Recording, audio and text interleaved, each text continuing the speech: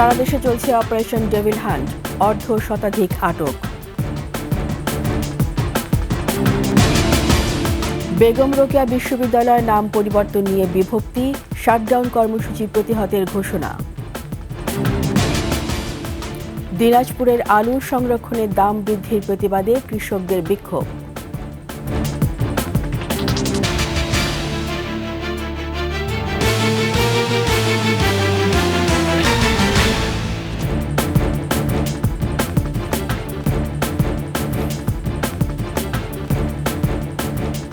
শুনছিলেন সংবাদ শিরোনাম। আমন্ত্রণ ২১শে দেশের সংবাদের সাথে আছি রীতা চৌধুরী। দর্শক, ২১শে টেলিভিশনের সংবাদ একই সাথে সরাসরি দেখতে পাবেন আমাদের ফেসবুক পেজ www.facebook.com/2124 অনলাইনে সাবস্ক্রাইব করতে পারেন www.youtube.com/@21 চ্যানেলে।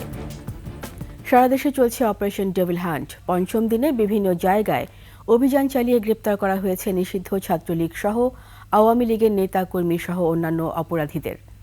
প্রতিনিধিদের তথ্যচিত্রে ডেস্ক রিপোর্ট। ডেভিল ধরতে চলছে যৌথ বাহিনীর অভিযান। রংপুরে হারাগাছা থানা আওয়ামী লীগের সাংগঠনিক সম্পাদক মাসুম খান, মহানগর মৎস্যজীবী লীগ সভাপতি মুস্তাফিজার রহমান সহ গ্রেপ্তার করা হয় ৩ জনকে। তাদের বিরুদ্ধে ছাত্র জনতার আন্দোলনে হামলাসহ একাধিক মামলার কথা জানায় পুলিশ। ময়মনসিংহ থেকে গ্রেপ্তার করা হয় নিষিদ্ধ ঘোষিত ছাত্রলীগের কয়েকজন কর্মীসহ ১৭ জনকে। রাজশাহীতে বিভিন্ন অপরাধে জড়িত থাকার অভিযোগে ২১ জনকে গ্রেপ্তার করে যৌথ বাহিনী। সাভারের ধামরায়ে নিষিদ্ধ ঘোষিত সংগঠন ছাত্রলীগ সহ আওয়ামী লীগ, যুবলীগ ও স্বেচ্ছাসেবক লীগের ৭ সদস্যকে গ্রেপ্তার করে পুলিশ। অপারেশন ডেভিল হান্টে কুমিল্লায় একাধিক মামলা ও নাশকতার অভিযোগে গ্রেপ্তার করা হয় ৬ জনকে।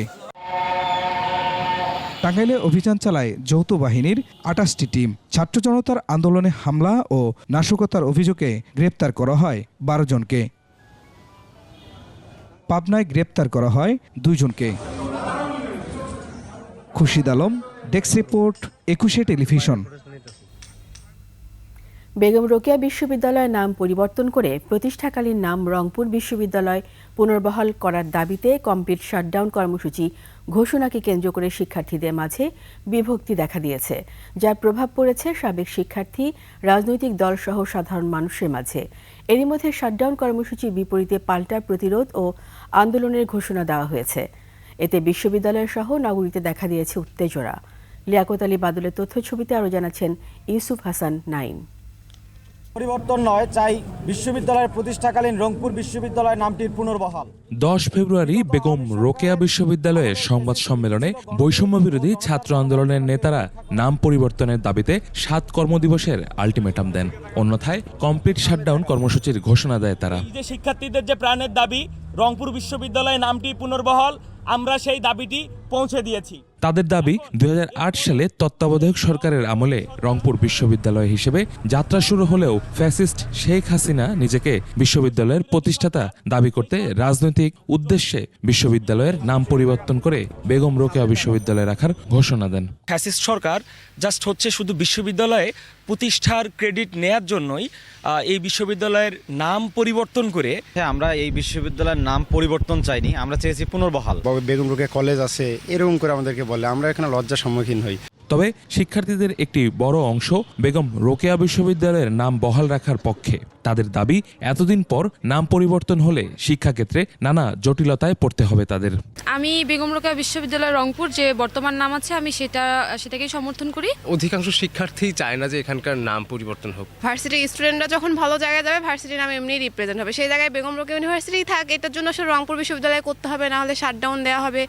এই ব্যাপারটা আসলে খুব একটা যুক্তিযুক্ত বলে আমার মনে হয় না। নাম পরিবর্তনের এ দাবিকে অযৌক্তিক বলে দাবি করে রংপুর বিজ্ঞান ও প্রযুক্তি বিশ্ববিদ্যালয় নামে আলাদা বিশ্ববিদ্যালয় প্রতিষ্ঠার কথা জানান বৈষম্য বিরোধী আন্দোলনের মহানগরের নেতারা। আমরা নতুন করে দাবি জানাতে পারি যে আমাদের উত্তরবঙ্গে যেহেতু আমরা বিভাগীয় শহর রংপুর, আমরা রংপুর বিজ্ঞান ও প্রযুক্তি বিশ্ববিদ্যালয়ে দাবি জানাতে পারি।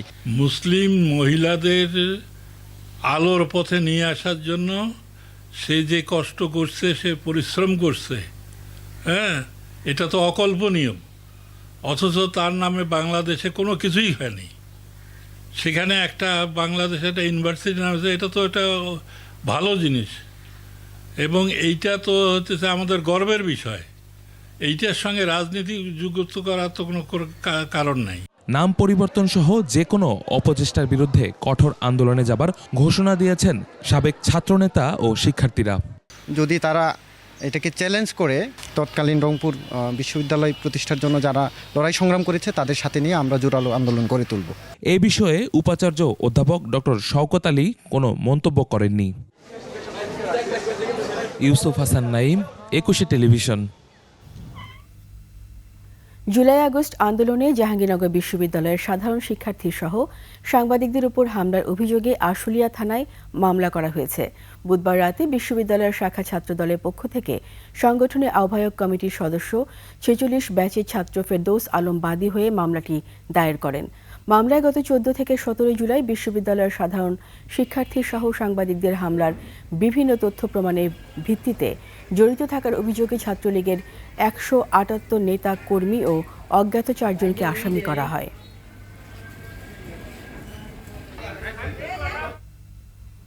জুলাই আন্দোলনের সমন্বয়কারী ও কন্টেন্ট ক্রিয়েটর নুরুজ্জামান কাফির বাড়িতে আগুনের ঘটনায় থানায় মামলা দায়ের করা হয়েছে। রাত 11:30টার দিকে কাফি বাদী হয়ে অজ্ঞাতনামা ব্যক্তিদের নামে কলাপাড়া থানায় এ মামলাটি করেন। জুলাই আগস্ট আন্দোলনের সক্রিয় অংশগ্রহণ এবং ধানমন্ডি 32-এ শেখ মুজিবুর রহমানের বাড়ি ভাঙার সময় ফ্রন্টে থাকায় পরিকল্পিতভাবে বাড়ি জ্বালিয়ে দেওয়া হয়েছে বলে কাফি তার মামলায় এজাহারে উল্লেখ করেন। মঙ্গলবার গভীর রাতে বাড়ির দরজা আটকে দুর্বৃত্তরা এ আগুন দেন বলে অভিযোগ করেন কাফির বাবা ABM হাবিবুর রহমান। পরিবারের 6 সদস্য অক্ষত অবস্থায় বের হলেও প্রায় 50 লাখ টাকার ক্ষয়ক্ষতি হয়েছে দাবি করে কাফির পরিবার।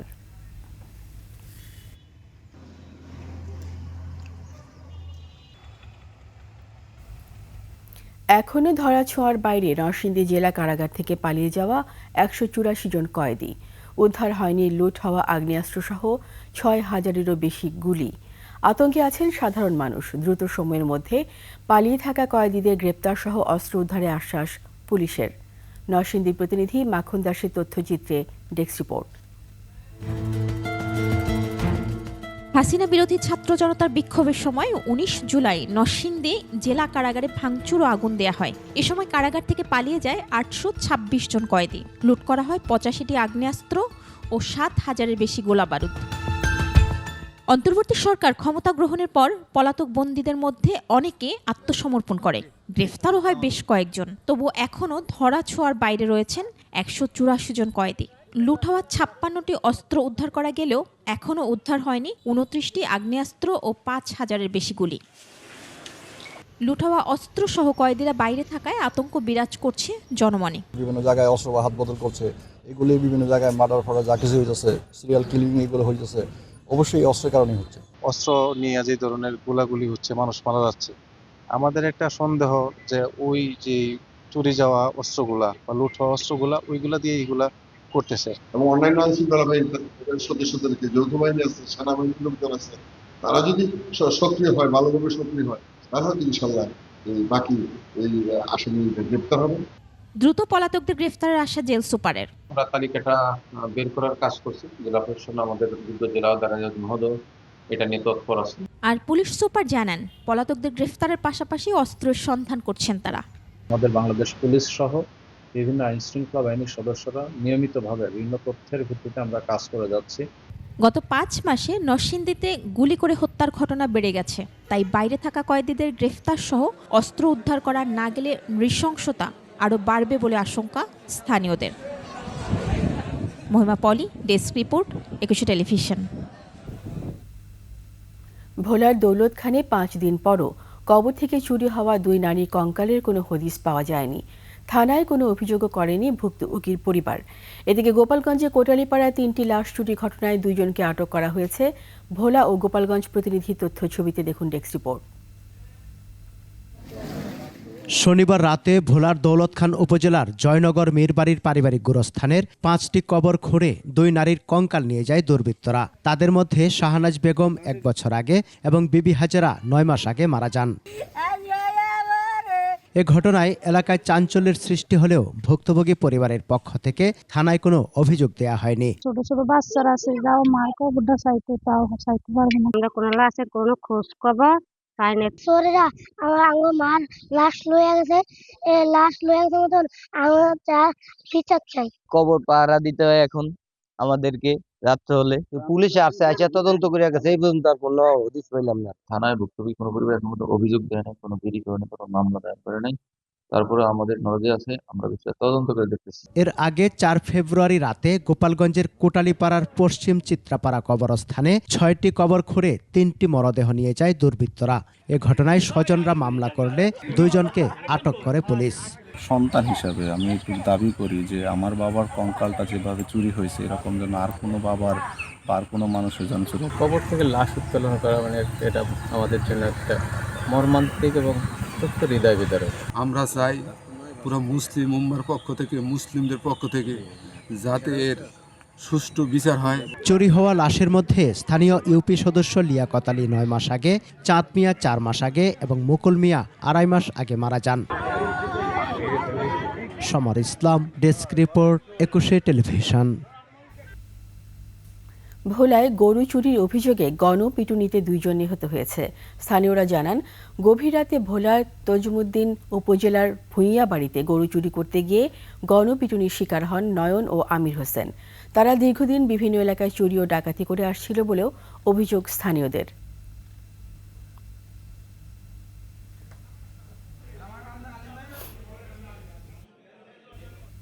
নিখোঁজের 23 দিন পর মুন্সিগঞ্জে পুকুর থেকে স্কুল ছাত্র রোমানের মৃতদেহ উদ্ধার করেছে পুলিশ।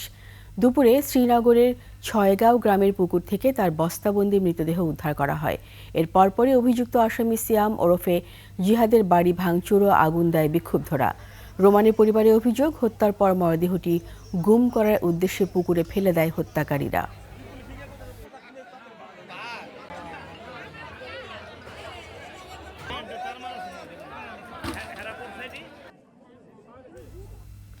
ময়মনসিংহে তুচ্ছ ঘটনাকে কেন্দ্র করে 15টি বাড়িঘরে হামলার 3 দিনেও কাউকে গ্রেপ্তার করা হয়নি। পুলিশ বলছে, এ ঘটনায় এখনও কেউ মামলা করেনি।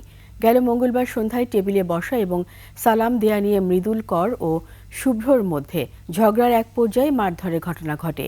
পরে মৃদুল মার খেয়ে এলাকায় গিয়ে দেশীয় অস্ত্রসহ অর্ধশত কিশোর বন্ধুকের সাথে নিয়ে হামলা করে।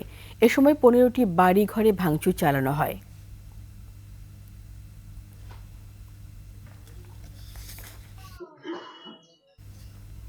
হিমাগারে প্রতি কেজি আলু সংরক্ষণে 8 টাকা নির্ধারণের প্রতিবাদে দিনাজপুরের বীরগঞ্জে সড়ক অবরোধ করে বিক্ষোভ করেছে চাষিরা।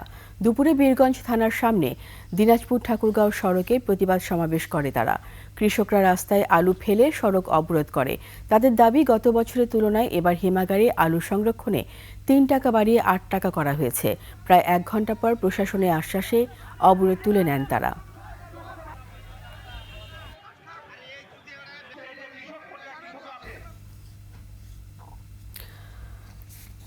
সীমান্ত সংলগ্ন রেলওয়ে ব্রিজের সংস্কার কাজ শুরু করতে দিনাজপুরে হিলির সীমান্তে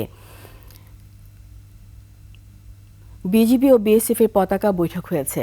গতকাল সন্ধ্যায় হিলির সীমান্তে শূন্যরেখায় বিজিবির পক্ষে উপস্থিত ছিলেন Hili ICP company commander Shahadat Hossain ও বিএসএফের Hili BSF camp commander Rohit Sharma. বৈঠকে সীমান্ত সংলগ্ন ব্রিটিশ আমলে নির্মিত বাংলাদেশ রেলওয়ের একটি ব্রিজের সংস্কার কাজ চালু করার বিষয়ে 2 বাহিনী আলোচনা হয়। সম্প্রতি রেলওয়ে কর্তৃপক্ষ ওই ব্রিজের সংস্কার কাজ শুরু করলে বিএসএফ বাধা দেয়।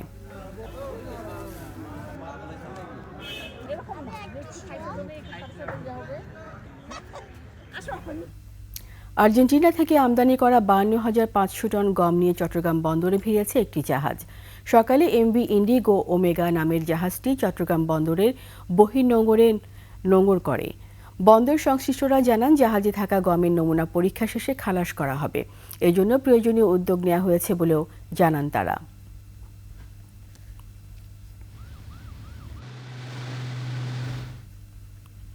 ঝালকাঠিতে তারুণ্য উৎসব উপলক্ষে মিনি ম্যারাথন দৌড় হয়েছে।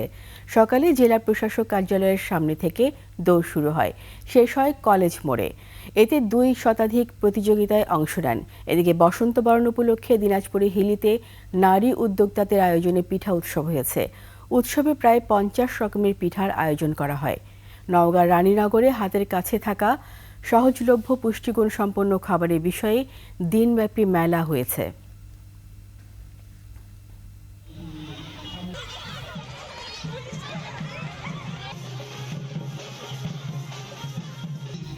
চট্টগ্রামে শুরু হয়েছে 4 দিনের রিহ্যাব ফেয়ার। উদ্বোধন করেন city mayor doctor Shahadat Hossain. তিনি চট্টগ্রামকে আধুনিক নান্দনিক নগরী হিসেবে গড়ে তুলতে সবার সহযোগিতা চান। উপস্থিত ছিলেন রিহ্যাবের সভাপতি ওয়াহিদুজ্জামান সহ অন্যান্যরা। প্রতিদিন সকাল 10টা থেকে রাত 9টা পর্যন্ত মেলা খোলা থাকবে।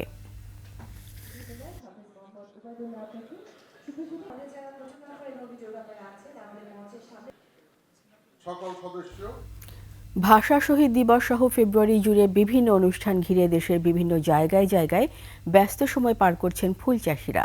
বেচাকেনা ভালো হওয়ায় খুশি তারা। সাভার প্রতিনিধি শাহেদ জুয়েল ও পিরোজপুর প্রতিনিধি শিরিনা আফরোজের তথ্য ছবিতে দেখুন ডেস্ক রিপোর্ট। পহেলা ফাল্গুনে বসন্ত বরণ আর ভালোবাসা দিবসকে ঘিরে সাভারের বিরুলিয়ার গোলাপগ্রামে ব্যস্ত সময় পার করছেন ফুল চাষিরা। এছাড়াও আছে 21শে ফেব্রুয়ারি শহীদ দিবস, তাই চাহিদা বাড়ছেই। বিক্রি ভালো হওয়ায় খুশি ব্যবসায়ীরা। এতদিন বেচা কেনা ছিল না, 14 ফেব্রুয়ারি লাগছে প্রচুর বেচা কেনা। খুব ভালো লাগছে এখানে এসে। আমি গোলাপ দেখেছি। এই গ্রামে আসলে গোলাপগ্রামে আসলে মনটা আসলে ভালো হয়ে যায়। সাভারে এবার 305 হেক্টর জমিতে ফুলের চাষ হয়েছে, গোলাপের চাষ হয়েছে 230 হেক্টরে। ফলন ভালো হয়েছে এবার, মোটামুটি বেশি 10 টাকা পাইকারি। কৃষি বিভাগ বলছে এবার 45 থেকে 50 কোটি টাকার ফুল বিক্রি হতে পারে। এবার আমাদের যেই লক্ষ্যমাত্রা ছিল সেই লক্ষ্যমাত্রা অনুযায়ী আমাদের আবাদটা হয়েছে। আমরা চাচ্ছি যে আগামী বছর এই লক্ষ্যমাত্রাকে আরো ছাড়িয়ে নতুন নতুন চাষি বা উদ্যোক্তা তৈরি করা। পিরোজপুর স্বরূপকাঠির অলংকার কাঠির বাগানগুলোতে প্রতিদিনই বিক্রি হচ্ছে দেশি বিদেশি প্রজাতির ফুল ও ফুলের চারা। স্বরূপকাঠির 153 হেক্টর জমিতে প্রায় 1.5 শতাধিক ফুলের বাগান ও নার্সারিতে কাজ করেন 16,000 নারী পুরুষ। অনেক সুন্দর ওনারা করেছে, অনেক লোকজন আসে, দেখতে ভালো লাগে। আমরা এই ফুল নিমু ক্যান্টনমেন্টের সৌন্দর্য সাজাবার জন্য। সমস্ত বাংলাদেশেই এই যে চারা নেয়, এখানে আসছি চারার জন্য। ফুল ও ফুলের চারা বিক্রি করে ভালো আয় করছেন এলাকার চাষিরা। এই উদ্যোক্তাদের জন্য ক্ষুদ্র ঋণের ব্যবস্থা করা হয়েছে বলে জানান সংশ্লিষ্ট কর্তৃপক্ষ। যারা উদ্যোক্তা রয়েছেন আমাদের এই নার্সারিতে, নতুন উদ্যোক্তা, তাদেরকে স্বল্প সুদে ক্ষুদ্র ঋণের ব্যবস্থা করে দিয়েছেন। বনশ্রী ডলি, ডেস্ক রিপোর্ট, 21শে টেলিভিশন। শিল্পকলা একাডেমির দেশব্যাপী প্রযোজনার নাট্য কর্মশালায় অংশ হিসেবে ঠাকুরগাঁওয়ে হয়ে গেল নাটক ভূত অদ্ভুত। বিশ্বকবি রবীন্দ্রনাথ ঠাকুরের লিপিকা গ্রন্থের কর্তার ভূত গল্প অবলম্বনে ভূত অদ্ভুত নাটকটি মঞ্চায়ন হয়। নাটকের মূল সুর মানুষের পরিচয় কখনো দাস হতে পারে না, সাম্যের পৃথিবী কখনো বৈষম্য চায় না। রচনা ও নির্দেশনা ছিলেন বিপ্লব সরকার। প্রধান অতিথি ছিলেন অতিরিক্ত জেলা ম্যাজিস্ট্রেট সর্দার মোস্তফা শাহিন।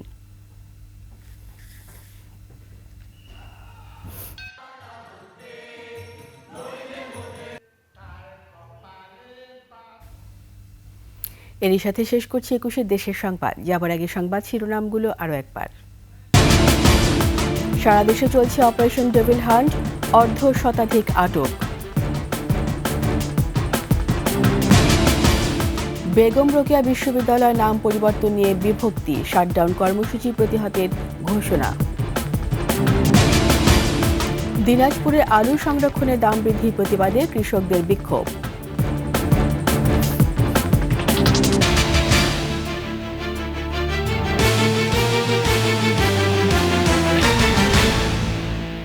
সবশেষ সংবাদ জানতে ডায়াল করুন 2021 নম্বরে আর ভিজিট করুন 21-tv.com ওয়েবসাইটে।